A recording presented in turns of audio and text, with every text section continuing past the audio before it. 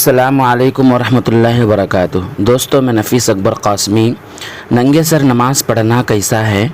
آج کل کچھ لوگوں نے ننگے سر نماز پڑھنے کو فیشن بنا لیا ہے۔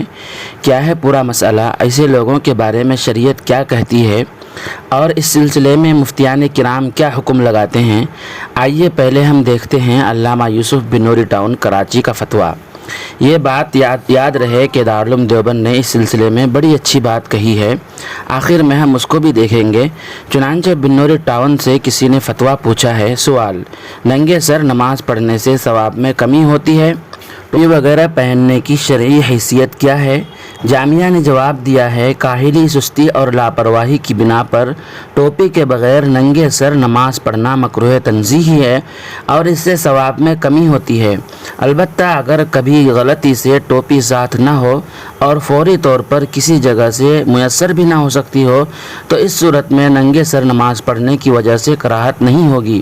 نبی کریم صلی اللہ علیہ وسلم عمومی احوال میں عمامہ یا ٹوپی کے ذریعے سر مبارک کو ڈھانپا کرتے تھے، اس لیے سر پر عمامہ یا ٹوپی پہننا سنن زوائد میں سے ہے جس کا درجہ مستحب کا ہے۔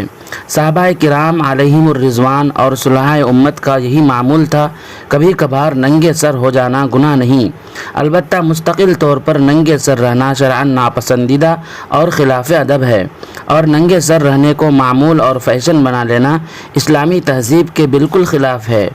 اگر کوئی غیروں کے مشابہت میں ننگا سر رہتا ہے تو وہ گنہگار ہوگا۔ دارالعلوم دیوبند سے کسی نے سوال کیا کہ ننگے سر نماز پڑھنا کیسا ہے؟ وہاں کے مفتیان کرام نے اس کا فتویٰ جاری کیا۔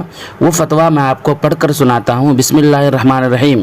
محض سستی و کاہلی کی وجہ سے ننگے سر نماز پڑھنا مکروہ ہے، اور اگر کوئی شخص ننگے سر نماز اس لیے پڑھتا ہے کہ اسے سنت سمجھتا ہے تو یہ اس کی جہالت ہے، کیونکہ کم از کم 3 کپڑوں میں نماز مستحب ہے، جس میں سے ایک کپڑا سر پر ہو، خواہ وہ عمامہ ہو یا ٹوپی، اور اگر عمامہ اور ٹوپی دونوں ہو تو یہ سب سے افضل ہے۔ واللہ تعالی عالم۔ دارالفتہ دارالعلوم دیوبند۔ ویڈیو آپ کو کیسی لگی ہمیں کمنٹ کر کے اپنی رائے کا اظہار ضرور کریں۔ پھر ملتے ہیں کسی نئی ویڈیو کے ساتھ۔ السلام علیکم ورحمۃ اللہ وبرکاتہ۔